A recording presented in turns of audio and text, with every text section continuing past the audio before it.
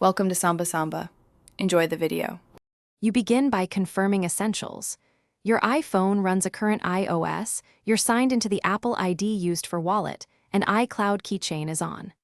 Once done, open Wallet and tap the plus button. This is the action that begins tokenization. Position the card for camera capture or choose enter card details manually and type number, name, expiry, and CVV. Make sure the billing address matches your bank record. Mismatches are the usual cause for immediate rejection. Once card data is submitted, the bank must approve token issuance. You'll often receive an SMS OTP, a push to the issuer's app, or an automated code. Enter that promptly.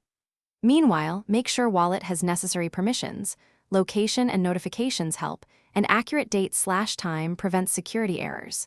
If verification fails, try the issuer's mobile app flow or request a code by phone. Also confirm the card network and country are supported by Apple Pay.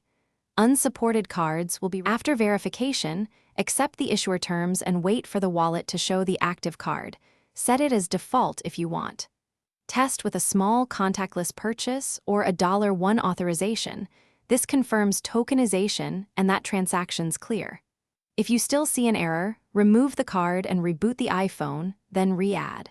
If problems continue, call your bank to ensure they've enabled device tokenization for Apple Pay and that no restrictions or address mismatches block provisioning.